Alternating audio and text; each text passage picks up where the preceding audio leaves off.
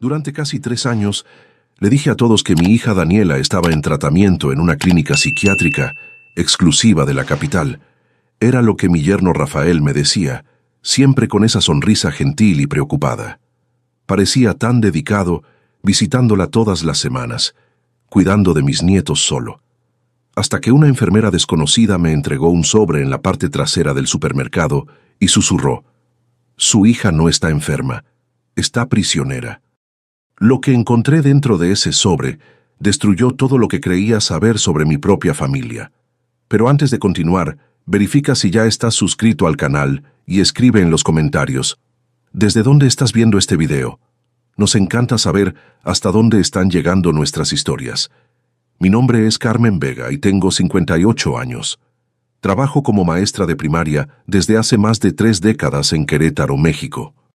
Siempre he sido una mujer práctica, con los pies en la tierra, de esas que no creen en chismes ni en teorías de conspiración. Creo en lo que veo, en lo que puedo comprobar.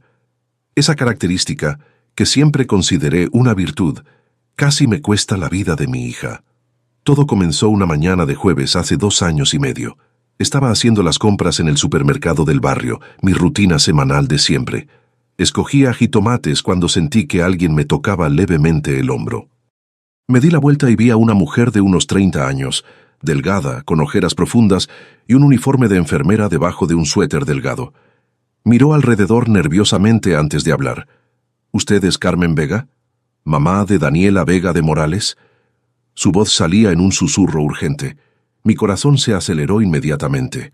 Cualquier madre sabe que cuando un extraño pregunta por tu hijo de esa manera, algo está mal. «Sí, soy yo». «¿Pasó algo con mi hija? ¿Está bien en la clínica?» La mujer tomó mi mano y presionó un sobre amarillo contra mi palma. «Su hija no está enferma, doña Carmen, nunca lo estuvo. Yo trabajo donde ella está internada y ya no puedo seguir callada. Vea lo que hay dentro, pero hágalo en casa, sola, y por favor tenga mucho cuidado con quien confía». Antes de que pudiera hacer cualquier pregunta, desapareció entre los pasillos del supermercado, dejándome ahí parada con el sobre en mis manos temblorosas y el corazón latiendo tan fuerte que parecía que todos podían escucharlo. Abandoné mi carrito de compras ahí mismo y prácticamente corrí al estacionamiento. Mis manos temblaban tanto que me llevó 3 intentos acertar la llave en el encendido de mi viejo Nissan. Los 15 minutos de trayecto hasta mi casa parecieron una eternidad. Mi mente disparaba con 1000 posibilidades, cada una más aterradora que la anterior. Daniela tenía 32 años cuando todo comenzó. Es mi única hija, una chica brillante que se graduó en Administración de Empresas. Se casó con Rafael Morales cuando tenía 26 años, un hombre que parecía demasiado perfecto. Guapo, exitoso, de familia tradicional de Guadalajara. Tuvieron 2 hijos, Mateo, ahora de 7 años, y Sofía, de 5. Hace 2 años y medio, Rafael me llamó llorando. Nunca voy a olvidar esa llamada. Era un martes por la noche. Estaba corrigiendo exámenes cuando sonó el teléfono. «Carmen», su voz estaba quebrada, «es sobre Dani. Ella está teniendo una crisis. Los doctores dicen que es un brote psicótico, que necesita ser internada inmediatamente en una clínica especializada. Está diciendo cosas sin sentido, poniéndose violenta. Casi lastima a Sofía esta mañana». Mi mundo se derrumbó en ese instante. «¿Cómo qué? Hablé con ella anteayer y todo estaba bien. Fue muy repentino», sollozó. «Los doctores dijeron que puede pasar así, de la nada. Estrés postparto tardío, combinado con predisposición genética. Necesita ayuda profesional, Carmen. No podemos cuidarla en casa con los niños aquí». Quise ver a mi hija inmediatamente, pero Rafael me convenció de que no sería bueno para ella en ese momento inicial del tratamiento. Los médicos recomendaban aislamiento terapéutico en las primeras semanas. Las visitas podrían entorpecer la estabilización. Me prometió que en cuanto ella mejorara, podría verla. Las semanas se convirtieron en meses. Cada vez que preguntaba sobre visitas, Rafael tenía una nueva excusa. Dani estaba pasando por una fase delicada del tratamiento. Los doctores pensaban que era mejor esperar un poco más. Ella misma no quería que nadie la viera en ese estado. Me mandaba fotos de ella en la clínica, siempre de lejos, siempre dormida o de espaldas. Me pasaba el teléfono para que hablara con ella, pero las llamadas eran extrañas, cortas, con su voz apagada, medicada. «Hola, mamá, estoy bien, solo necesito un poco más de tiempo aquí». Yo creí. Dios me perdone, pero creí todo. Rafael parecía tan dedicado, tan sufrido. Cuidaba de mis nietos solo, trabajaba, visitaba a Dani todas las semanas. Cada vez que iba a su casa, encontraba todo impecable. Los niños bien cuidados, alimentados, limpios. Rafael parecía el esposo perfecto, tratando de mantener todo funcionando mientras su esposa se recuperaba. Llegué a casa y cerré la puerta con llave. Me senté en la mesa de la cocina, la misma mesa donde Daniela hacía su tarea cuando era niña, donde celebramos sus cumpleaños, donde me contó que estaba embarazada de Mateo. Mis manos todavía temblaban cuando abrí el sobre amarillo. Dentro había 3 cosas: una memoria USB, una carta escrita a mano y varias fotos impresas. Tomé las fotos primero. Mi corazón casi se detuvo. La primera foto mostraba a mi hija, inconfundiblemente mi Dani, a pesar de estar mucho más delgada, sentada en una cama simple de hospital, mirando directamente a la cámara. No había nada de confundido o enfermo en sus ojos. Era la mirada de alguien perfectamente consciente, perfectamente lúcido y completamente desesperado. En la segunda foto sostenía un periódico con la fecha perfectamente visible, apenas 3 semanas atrás. Su expresión era de súplica silenciosa. La tercera foto me hizo ahogar. Mostraba la muñeca de mi hija con marcas circulares rojas, claramente de esposas o contenciones. Con las manos temblando violentamente, desdoblé la carta. La letra era apretada, nerviosa, escrita a las prisas. Doña Carmen, mi nombre es Lucía Campos. Soy enfermera en la Clínica Esperanza del Valle, donde su hija está internada hace más de 2 años. Ya no aguanto guardar este secreto. Lo que le están haciendo a Daniela es criminal, y si no hago nada, nunca más voy a poder dormir en paz. Su hija no es enferma mental, nunca lo fue. Está completamente lúcida, sana mentalmente, y está siendo mantenida aquí en contra de su voluntad, con la complicidad del doctor Armando Elizondo, el director médico de la clínica. El expediente oficial de ella dice que sufre de esquizofrenia paranoide con episodios psicóticos violentos. Pero las notas internas de las enfermeras cuentan otra historia. Daniela es educada, coherente, articula perfectamente sus pensamientos. Pasó los exámenes cognitivos con puntuación perfecta. No presenta ningún síntoma psicótico. Todas las veces que intenta enviar una carta afuera o hacer una llamada, el doctor Elizondo intercepta. Dice que son delirios y las confisca. Cuando protesta la sedan o la ponen en contención mecánica como medida de seguridad. Fue en la memoria USB que incluí, encontrará copias de documentos que pude fotografiar, el expediente real de ella, videos de sus sesiones de terapia, donde está claramente lúcida y suplicando hablar con usted, y, lo más importante, transferencias bancarias mostrando que Rafael Morales le está pagando al doctor Elizondo cantidades muy por encima del valor normal del tratamiento. Doña Carmen, su hija, está siendo mantenida prisionera. Y estoy casi segura de que es para que Rafael tenga control total sobre los bienes de ella. No puedo testificar públicamente. Tengo 2 hijos pequeños y sé lo que les pasa a quienes denuncian estas clínicas particulares. Pero no puedo seguir callada. Alguien tiene que salvar a Daniela, por favor, tenga cuidado.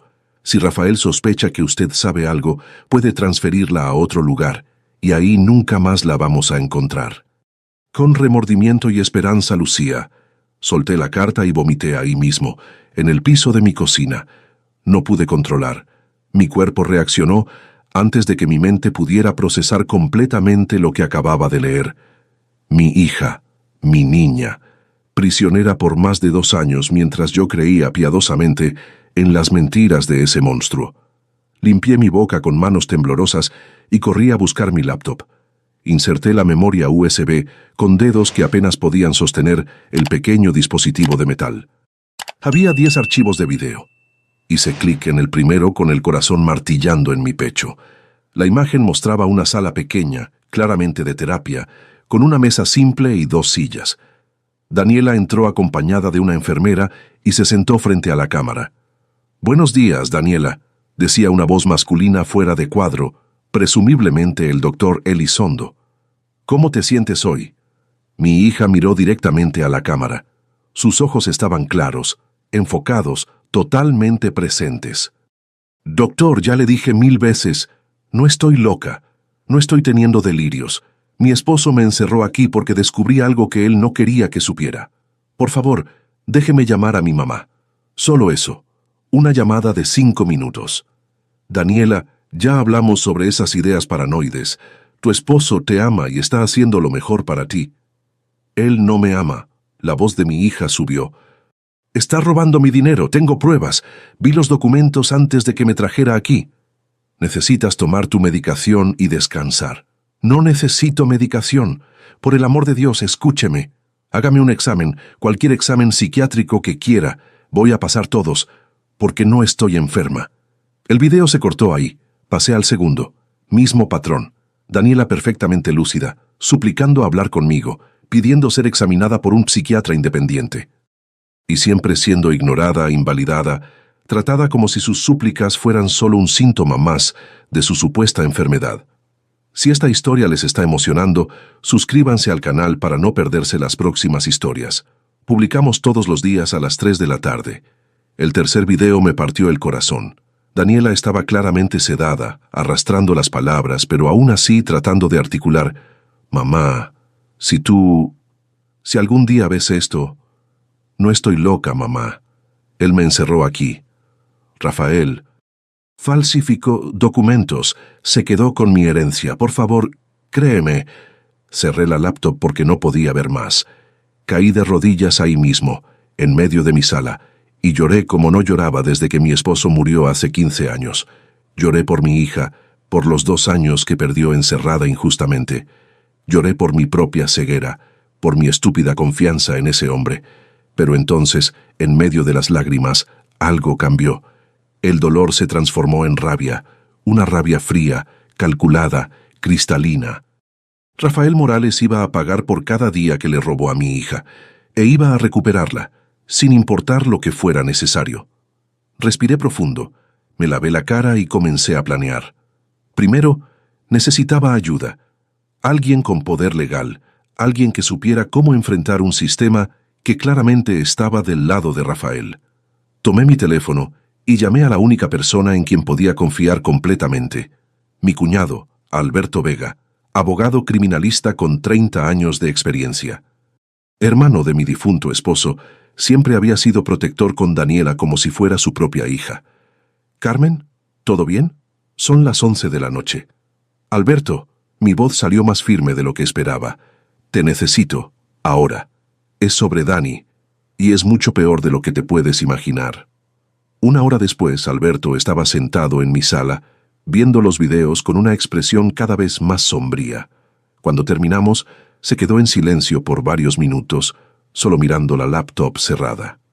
«Carmen», finalmente dijo, y su voz tenía ese tono que yo reconocía de los tribunales, cuando estaba preparando un ataque devastador. «Esto es secuestro, privación ilegal de la libertad, falsificación de documentos médicos, explotación financiera. Estamos hablando de delitos graves que pueden dar de 10 a 20 años de prisión». «Pero», Alberto continuó, levantando la mano antes de que pudiera hablar, «tenemos que ser extremadamente cuidadosos. Si Rafael sospecha que sabemos algo, puede transferir a Daniela a otra clínica, tal vez en otro estado o hasta fuera del país. O peor». El peor quedó colgando en el aire entre nosotros, pesado y amenazante. No necesitábamos decir en voz alta lo que ambos estábamos pensando.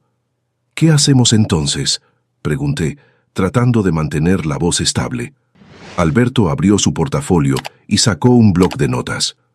«Primero, necesitamos más pruebas. Los videos son buenos, pero necesitamos documentación oficial. Expedientes médicos, registros financieros, cualquier comunicación entre Rafael y el doctor Elizondo. Segundo, necesitamos entender exactamente qué está haciendo Rafael con el dinero de Daniela». Me miró con seriedad. «Carmen, ¿sabes de alguna herencia o bienes que Daniela tenga? ¿Algo que Rafael pudiera querer controlar?». Pensé por un momento. Mi esposo, cuando murió, dejó un fideicomiso para Daniela. Eran cerca de 3 millones de pesos en inversiones, más la casa de él en Guadalajara, que valía al menos otros 2 millones. Daniela solo podía acceder a todo a los 30 años. Cumplió 32 semanas antes de ser internada. Alberto palideció. 5 millones de pesos es motivo más que suficiente. Comenzó a hacer anotaciones rápidamente. Si Rafael consiguió la tutela legal sobre Daniela, alegando incapacidad mental, tendría control total sobre esos bienes. Podría venderlos, transferirlos, hacer lo que quisiera. Pero ¿cómo consiguió la tutela sin consultarme? Soy su madre. Probablemente con informes médicos falsos del doctor Elizondo, certificando que Daniela representa peligro para sí misma y para otros, combinado con el hecho de que tú aceptaste que necesitaba tratamiento cuando él te llamó hace 2 años.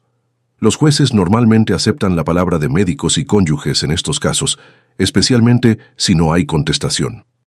La rabia volvió a hervir dentro de mí. ¿Y qué hacemos ahora? Mañana mismo voy al juzgado a buscar copias de todos los procesos que involucren a Daniela. Voy a verificar si realmente existe una tutela y cuáles fueron los documentos presentados. Al mismo tiempo, voy a contratar a un investigador privado para rastrear los movimientos financieros de Rafael. Necesitamos probar que está desviando los recursos de ella. ¿Y sacarla de ahí? ¿No podemos simplemente ir a buscar a mi hija? Alberto negó con la cabeza. Si hacemos eso, Rafael puede alegar que estás actuando de forma irracional, tratando de secuestrar a una paciente mental legalmente internada. Peor aún, puede usar eso para conseguir una orden de restricción contra ti. No, necesitamos hacer esto de la manera correcta, a través de los canales legales, pero lo haremos rápido, Carmen, te lo prometo. Esa noche no pude dormir. Me quedé mirando el techo de mi cuarto, pensando en Daniela sola en esa clínica, sabiendo que su madre pensaba que estaba enferma, que nadie le creía. ¿Cuántas noches pasó llorando, sintiéndose abandonada? El día siguiente era viernes. Fui a trabajar como siempre. Di mis clases de matemáticas a niños de 9 años, sonreí a los papás en la salida, fingí que todo estaba normal, pero por dentro, cada célula de mi cuerpo gritaba. Después del trabajo, fui a recoger a Mateo y Sofía a la escuela como hacía 2 veces por semana. Rafael siempre aceptaba mi ayuda con gratitud, diciendo que era difícil conciliar el trabajo con los niños. Ahora entendía. Me necesitaba como niñera gratis, mientras hacía lo que sea que estuviera haciendo con el dinero de mi hija. Abuela Carmen. Sofía corrió a mis brazos cuando me vio en la puerta de la escuela, su carita de 5 años iluminada con una sonrisa que me partió el corazón.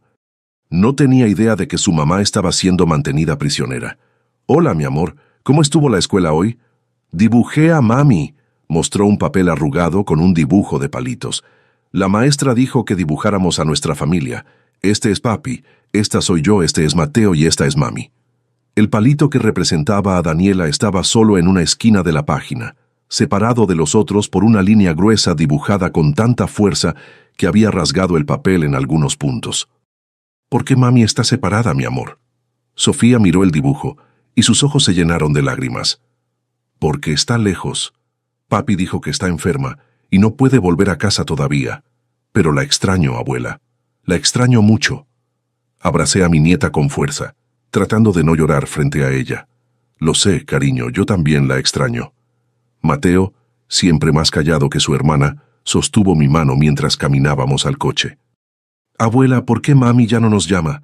Antes llamaba todas las semanas, pero ya pasó mucho tiempo que no habla con nosotros. Mi corazón se apretó. ¿Cuándo fue la última vez que hablaron con ella? Creo que hace 3 meses. Papi dijo que está muy ocupada con el tratamiento, pero dudó, mordiéndose el labio inferior como hacía cuando estaba preocupado. Yo creo que se olvidó de nosotros, abuela. ¿Mami ya no nos quiere? Me detuve en la banqueta y me arrodillé para quedar a su altura, sosteniendo sus hombros delgados. Mateo, escúchame bien. Tu mamá los ama a los dos más que nada en este mundo. Nunca, jamás se olvidaría de ustedes. Está pasando por un momento difícil, pero los ama. Te lo prometo. Te prometo que la voy a traer de vuelta, pensé. Pase lo que pase. Llevé a los niños a su casa.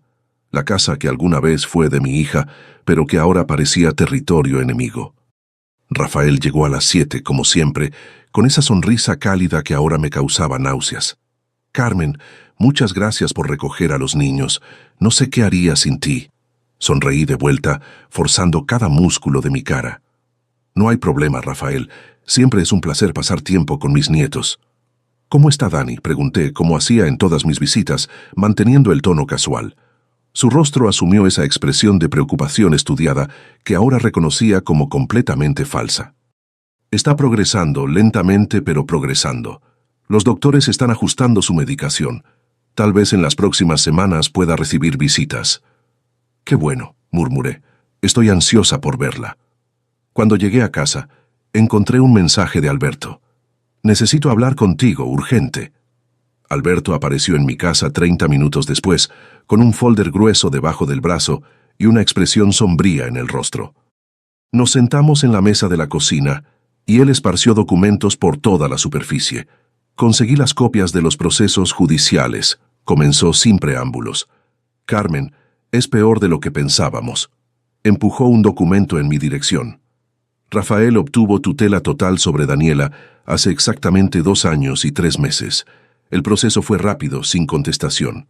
El informe médico fue firmado por el doctor Armando Elizondo, diagnosticando esquizofrenia paranoide con episodios psicóticos violentos y alto riesgo de autolesión. Pero eso es mentira. Lo sé. Pero aquí está lo peor. Con esa tutela, Rafael tuvo acceso legal a todas las cuentas bancarias y bienes de Daniela. Y mira lo que hizo. Alberto abrió otro documento, un reporte financiero detallado que su investigador privado había compilado. Mis ojos recorrieron los números y sentí mi estómago revolverse. 3 millones de pesos del fideicomiso fueron transferidos a una cuenta a nombre de Rafael en menos de 6 meses después de la internación de Daniela. La casa en Guadalajara fue vendida por 2.2 millones y el dinero también fue a cuentas de él. En total, movió 5.3 millones de pesos de los bienes de ella. ¿Dónde está ese dinero ahora?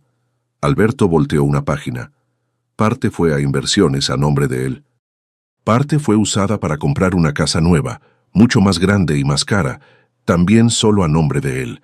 Y cerca de 800,000 pesos fueron a pagos directos a la Clínica Esperanza del Valle y al doctor Elizondo. Valores muy por encima de lo que cualquier tratamiento psiquiátrico costaría. Me miró con seriedad. Carmen, esto no es solo desfalco. Esto es un esquema elaborado de explotación financiera. Y estoy seguro de que el doctor Elizondo está recibiendo parte de ese dinero para mantener a Daniela encerrada y proporcionar los informes médicos falsos. Respiré profundo, tratando de procesar todo. ¿Qué hacemos? Vamos a presentar una demanda judicial inmediata pidiendo la anulación de la tutela con base en fraude y solicitando una evaluación psiquiátrica independiente de Daniela. Al mismo tiempo, voy a denunciar a Rafael y al doctor Elizondo ante las autoridades por fraude, privación ilegal de la libertad y explotación financiera. ¿Cuánto tiempo va a tardar esto? Alberto dudó. En circunstancias normales, semanas, tal vez meses, pero voy a pedir una audiencia de emergencia. Con las pruebas que tenemos, especialmente los videos, creo que puedo convencer a un juez de actuar rápido. Esa noche, antes de dormir, llamé a Rafael. Necesitaba escuchar su voz. Necesitaba ver si podía detectar alguna señal de culpa o preocupación. Hola, Rafael, ¿todo bien? Hola, Carmen, todo sí. ¿Qué pasó? Estaba pensando, hace tanto tiempo que no veo a Dani. ¿Será que la próxima vez que vayas a visitarla yo podría ir contigo? Prometo no quedarme mucho tiempo, solo quiero ver a mi hija. Hubo una pausa brevísima, pero significativa, del otro lado de la línea. Ay, Carmen, me encantaría que pudieras. Pero ¿sabes cómo son los doctores? Son bien estrictos con las reglas de visitación. Déjame hablar con el doctor Elizondo la próxima semana, ¿ok? Voy a tratar de convencerlo. Está bien. Forcé un tono alegre.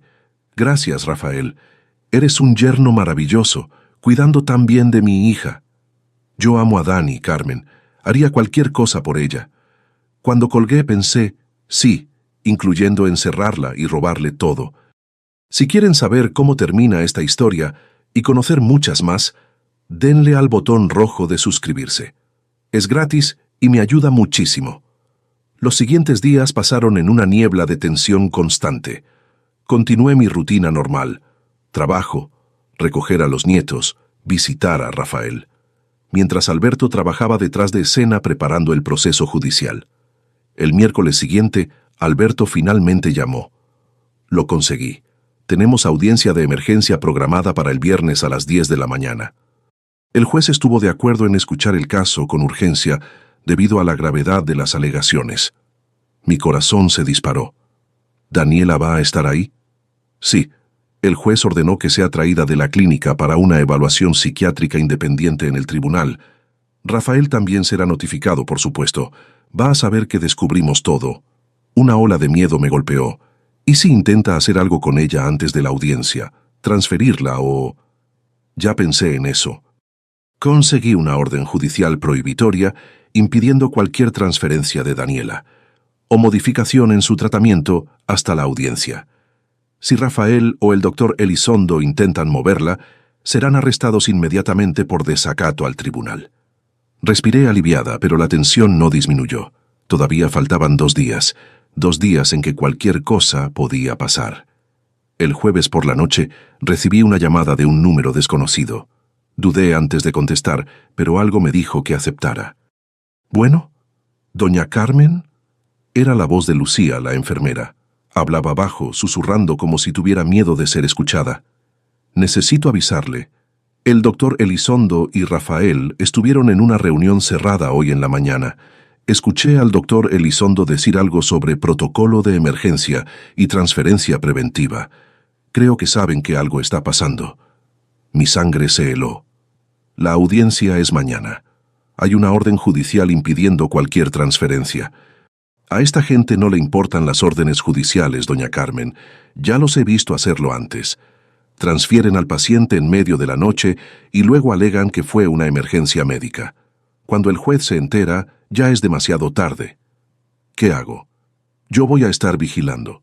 Si intentan mover a Daniela, le llamo inmediatamente, pero necesita tener a alguien listo para actuar rápido. Policía, abogado, alguien que pueda impedirlo. Colgué y llamé inmediatamente a Alberto contándole sobre la llamada. Voy a la clínica ahora, dijo. Me voy a postar afuera. Si intentan transferirla, llamo a la policía de inmediato. Voy contigo. Carmen, no discutas, Alberto. Es mi hija. A las 11 de la noche estábamos los dos sentados en el coche de Alberto, estacionado del otro lado de la calle de la Clínica Esperanza del Valle. Era un edificio moderno de 3 pisos, con jardines bien cuidados y una fachada que inspiraba confianza y profesionalismo. Por fuera parecía un lugar de sanación. Por dentro era una prisión. ¿Cuál es su cuarto?, preguntó Alberto mirando el edificio iluminado. No sé, nunca pude visitarla, ¿recuerdas? La amargura en mi voz era imposible de esconder. Nos quedamos en silencio, observando. Algunas ventanas todavía estaban encendidas, pero la mayoría del edificio estaba oscuro. Enfermeras entraban y salían del turno de noche. Todo parecía normal, rutinario. A la 1 de la mañana mi teléfono vibró. Mensaje de Lucía. Ambulancia acaba de llegar a la entrada trasera. Están preparando a Daniela para transferencia. Dicen que es emergencia médica. ¡Vamos! Alberto ya estaba arrancando el coche. Dimos la vuelta a la manzana hasta la entrada trasera de la clínica. Una ambulancia estaba estacionada con las puertas traseras abiertas.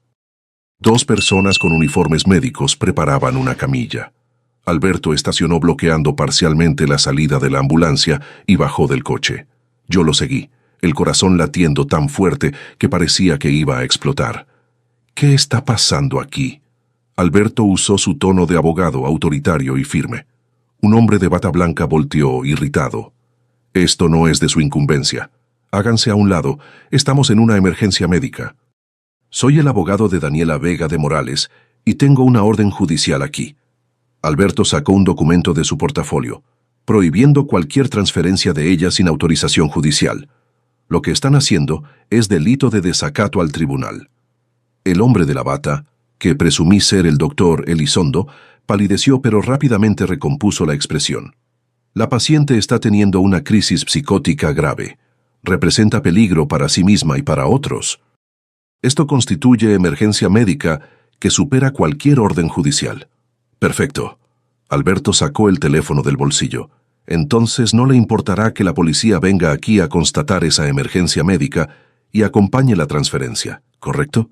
También voy a llamar al juez que emitió la orden. Estoy seguro de que va a querer saber sobre esta situación urgente. Vi al doctor Elizondo intercambiar una mirada nerviosa con otro hombre que estaba parado cerca de la ambulancia. Reconocí a Rafael. Mi yerno me vio y su rostro asumió una expresión de sorpresa que rápidamente se transformó en rabia mal disimulada. Carmen, ¿qué haces aquí? Impedir que sigas destruyendo la vida de mi hija, respondí, y mi voz salió mucho más firme de lo que esperaba. Antes de que pudiera responder, Alberto ya estaba al teléfono con la policía. Sí, Clínica Esperanza del Valle, entrada trasera, intento de desacato a orden judicial. Necesitamos una patrulla aquí inmediatamente. El doctor. Elizondo levantó las manos en un gesto de rendición. Está bien, fue un malentendido. Vamos a esperar la evaluación judicial mañana antes de hacer cualquier transferencia. No, Alberto cortó. Ustedes ya demostraron intención de violar la orden judicial. Vamos a esperar a que llegue la policía y garantizar que la paciente permanezca segura hasta la audiencia de mañana.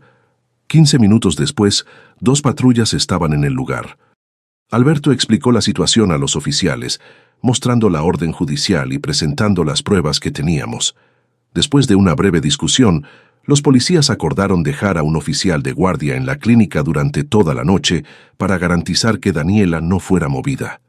Rafael me lanzó una mirada de odio puro antes de subir a su coche y salir a alta velocidad. El doctor Elizondo volvió a la clínica sin decir una palabra. ¿Crees que está segura ahora?, le pregunté a Alberto cuando finalmente volvimos al coche.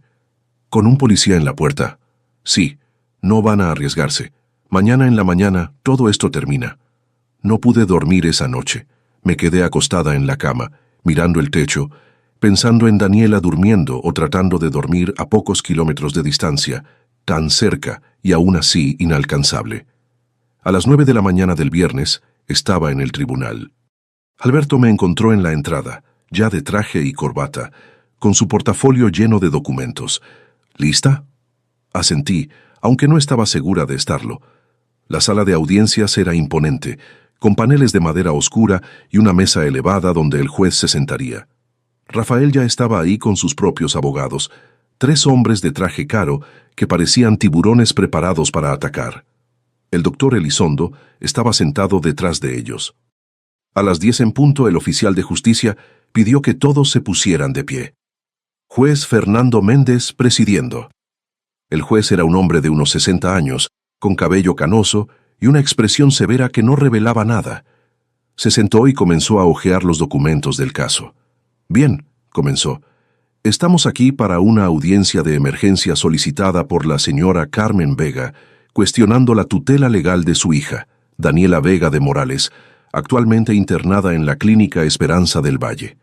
La peticionaria alega que la tutela fue obtenida de forma fraudulenta y que la señora Vega está siendo mantenida ilegalmente. Miró hacia arriba.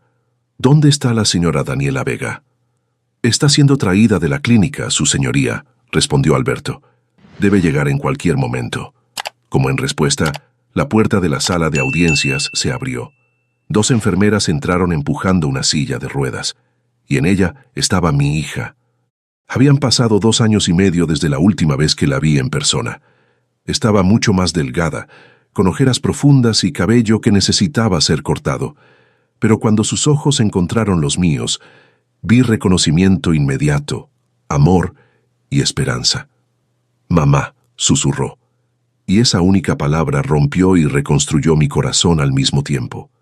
El juez observó a Daniela con atención. Señora Vega, ¿usted comprende por qué está aquí hoy? Daniela lo miró directamente, y cuando habló, su voz estaba clara, firme y completamente lúcida. Sí, su señoría. Estoy aquí porque finalmente alguien está cuestionando la mentira que mi esposo construyó para encerrarme y robar mi dinero. Los abogados de Rafael inmediatamente se pusieron de pie. Objeción, su señoría. La paciente está claramente delirando, haciendo acusaciones sin fundamento. El juez Méndez levantó la mano, silenciándolos. Voy a permitir que la señora Vega hable. Continúe, por favor. Daniela respiró profundo. Podía ver sus manos temblando un poco, pero su voz permaneció firme. Hace 2 años y medio, descubrí que mi esposo estaba desviando dinero de la empresa familiar de él. Grandes cantidades. Encontré documentos en su oficina mostrando transferencias sospechosas, facturas falsas, cuentas a nombre de empresas fantasma. Miró a Rafael, que mantenía una expresión cuidadosamente neutral. Cuando lo confronté, me dijo que solo estaba reorganizando las inversiones. Me pidió que confiara en él, pero seguí investigando por mi cuenta. El día que cumplí 30 años, recibí finalmente el acceso al fideicomiso que mi padre dejó para mí. 5 millones de pesos. Rafael comenzó a presionar para que transfiriera todo a una cuenta conjunta.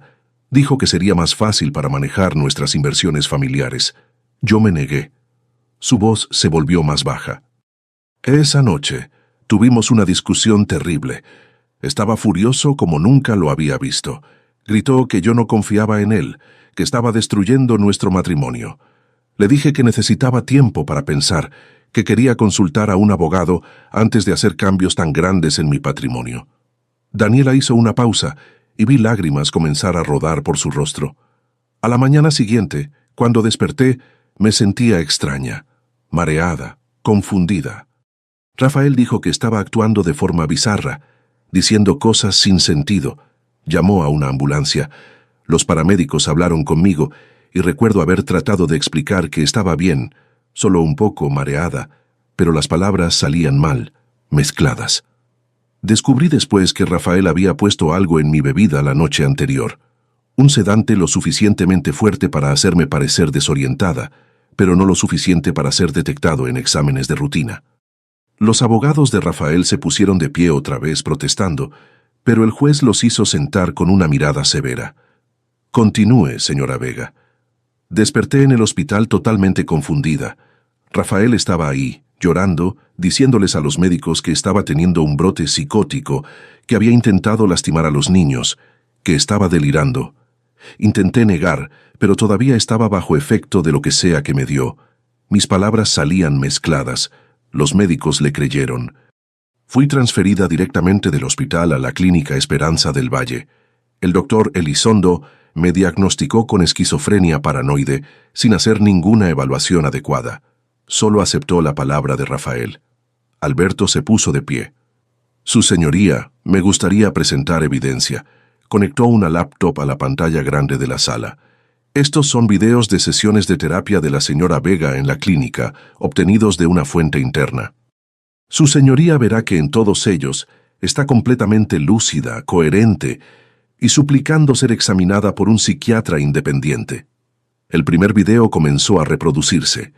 Vi a Daniela en la pantalla, hablando con claridad, articulando sus pensamientos perfectamente, sin ninguna señal de confusión o delirio. El contraste entre la mujer lúcida en el video y el diagnóstico de esquizofrenia paranoide grave era gritante.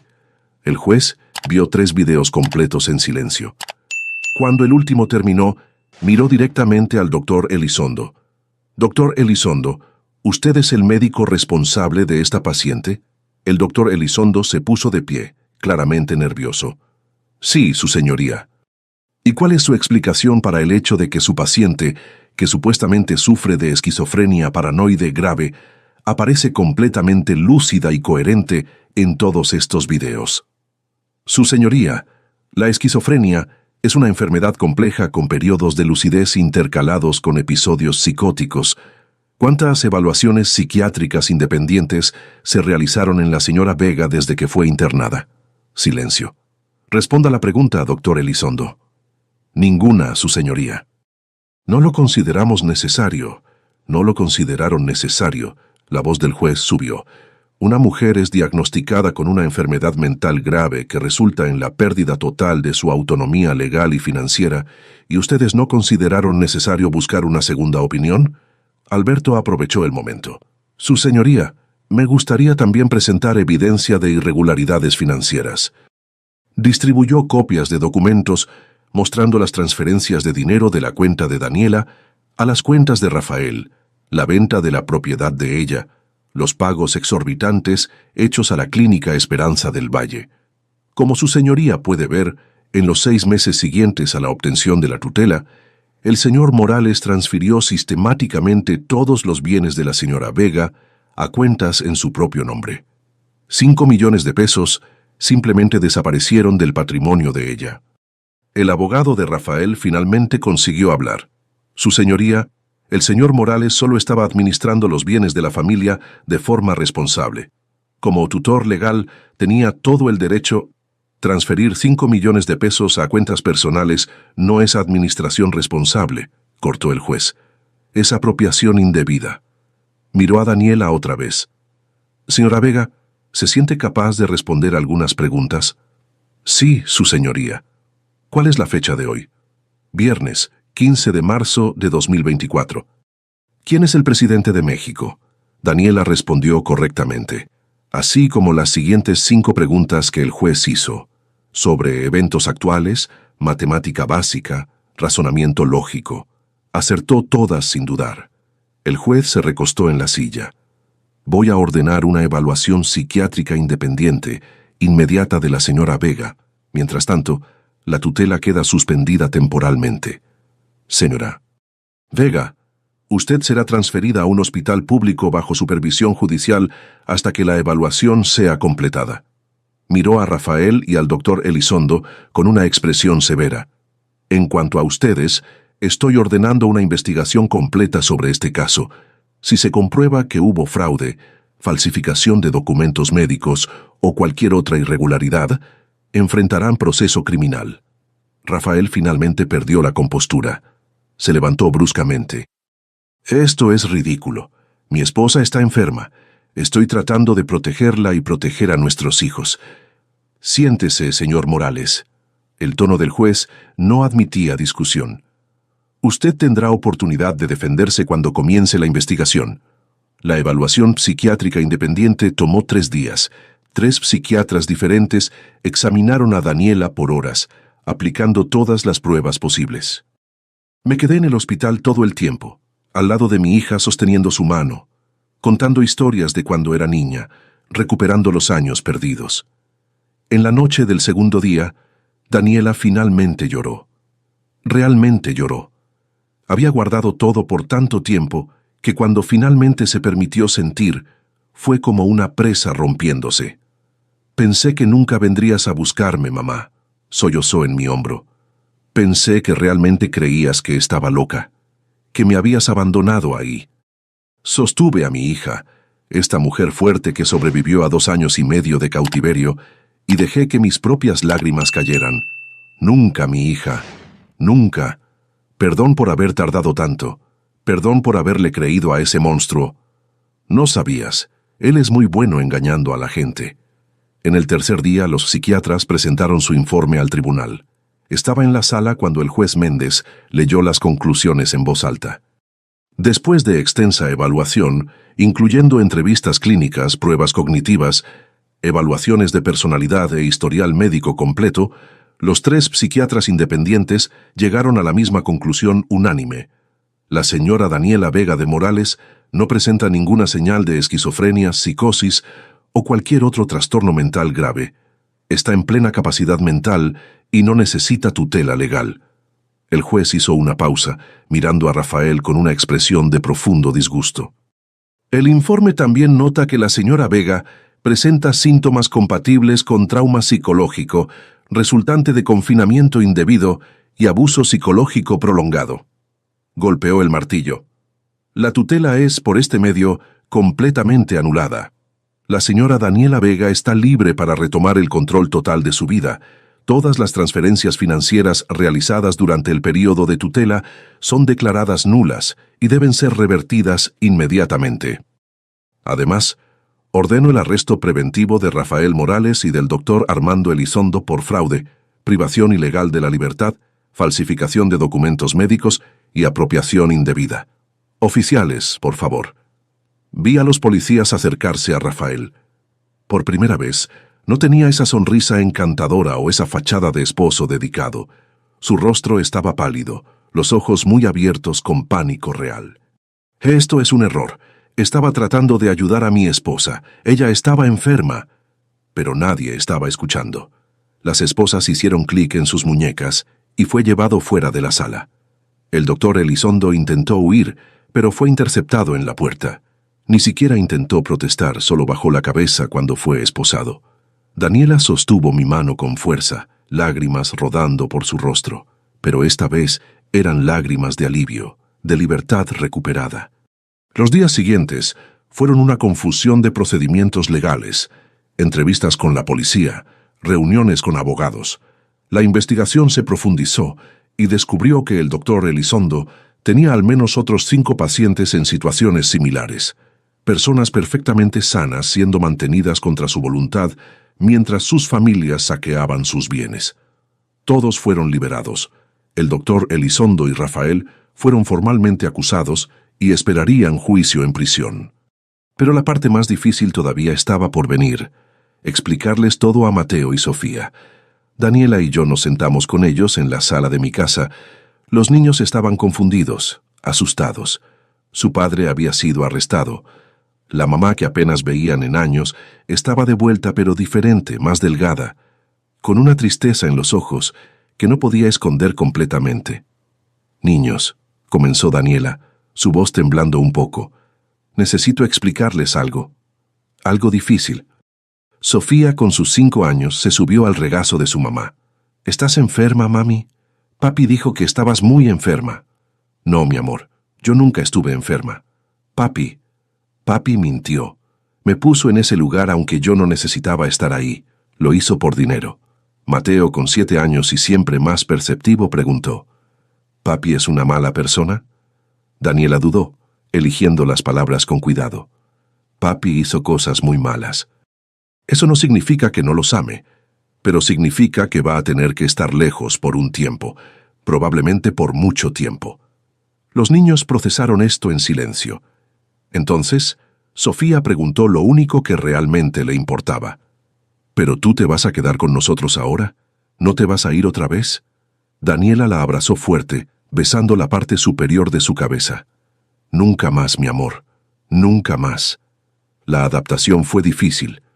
Los niños tenían que procesar el hecho de que su padre, que siempre había sido atento y presente, era en realidad un criminal que encerró a su propia esposa. Mateo comenzó a tener pesadillas. Sofía desarrolló ansiedad de separación, no dejando a Daniela fuera de su vista. Hicimos terapia familiar. Todos nosotros, 2 veces por semana, nos sentábamos con una psicóloga especializada en trauma familiar y tratábamos de reconstruir lo que Rafael había destruido. Daniela se mudó a mi casa con los niños. La casa donde Rafael vivía, comprada con el dinero de ella, fue vendida y el valor regresó a sus cuentas. Poco a poco, su vida financiera fue siendo reconstruida. El juicio sucedió 6 meses después. Rafael fue condenado a 15 años de prisión por fraude, privación ilegal de la libertad, falsificación de documentos y apropiación indebida. El doctor Elizondo recibió 20 años por los mismos delitos, multiplicados por los otros pacientes que había mantenido ilegalmente. Un año después de ese día en el tribunal, estoy sentada en el porche de mi casa, viendo a Daniela jugar con Mateo y Sofía en el jardín. Mi hija está riendo, un sonido que no escuchaba hace tanto tiempo que casi había olvidado cómo era. Todavía tiene pesadillas a veces. Todavía se congela cuando pasa cerca de la clínica donde fue mantenida prisionera. Todavía está en terapia, trabajando a través del trauma de 2 años y medio robados de su vida. Pero está aquí, está libre, está con sus hijos. Sofía corre hasta el porche, su carita iluminada. «¡Abuela! ¡Abuela! Mami dijo que podemos hacer galletas». «Entonces vamos a hacer», respondo dejando que jale mi mano. En la cocina, mientras mezclamos harina y azúcar, Daniela me mira desde el otro lado de la mesa.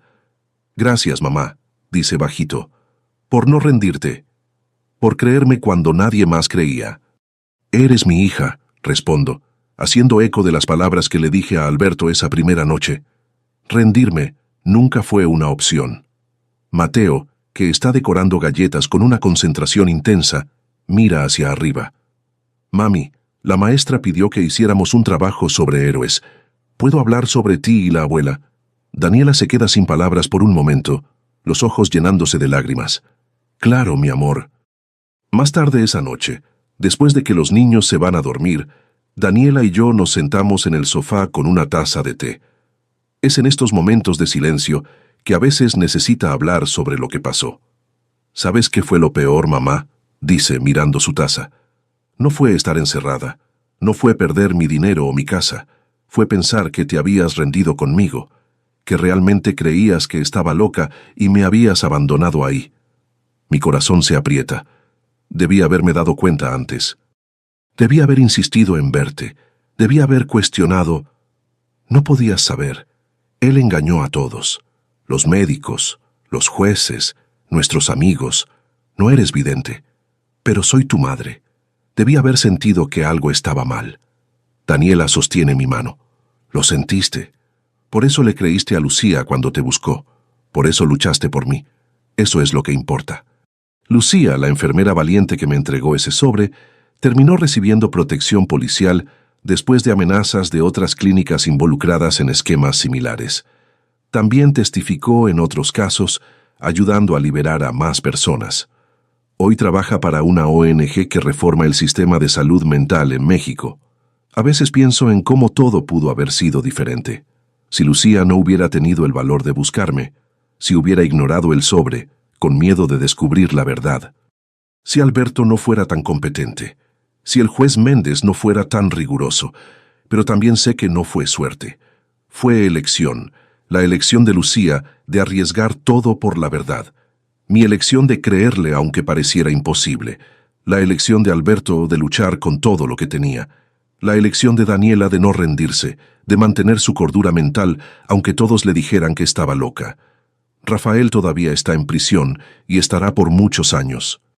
Sus abogados intentaron apelar, alegando que realmente creía que Daniela estaba enferma y estaba tratando de protegerla. Pero las pruebas eran demasiadas. Las transferencias financieras, los pagos al doctor Elizondo, los correos planeando cómo mantener a Daniela aislada. No era amor, nunca lo fue. Era codicia pura y simple. Los niños visitan al padre una vez al mes. Es doloroso, pero los psicólogos dicen que es importante mantener algún contacto. Mateo y Sofía merecen poder formar sus propias opiniones sobre el padre cuando sean más grandes. Daniela nunca va a las visitas. No puede. No todavía. Tal vez nunca pueda. Hoy, mientras escribo esto, ya pasaron 2 años desde ese día en el tribunal. Daniela consiguió un empleo como consultora financiera. Una ironía no perdida en ninguna de nosotras, considerando cómo su propio dinero fue robado. Está reconstruyendo su vida, paso a paso. Los niños están bien. Mateo todavía tiene pesadillas ocasionales, pero está mejorando. Sofía ya no tiene crisis de ansiedad cada vez que Daniela sale de casa. Estamos sanando. Todos nosotros. Si estás leyendo esto o escuchando esta historia y algo resonó dentro de ti, presta atención.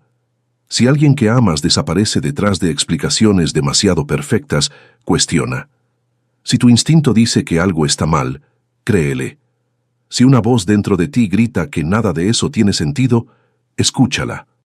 Yo casi pierdo a mi hija para siempre porque elegí creer en mentiras convenientes en vez de confiar en mis instintos. Porque era más fácil aceptar la narrativa que me dieron que investigar la verdad. No seas como yo fui en esos primeros 2 años. Sé cómo me convertí después. Una madre que lucha, que cuestiona, que nunca se rinde. Porque el amor verdadero no acepta mentiras. El amor verdadero busca la verdad, sin importar cuánto duela encontrarla. Ahora, si te gustó esta historia, dale clic a suscribirse y dime en los comentarios qué parte te dejó con la boca abierta. Mañana hay más, te espero.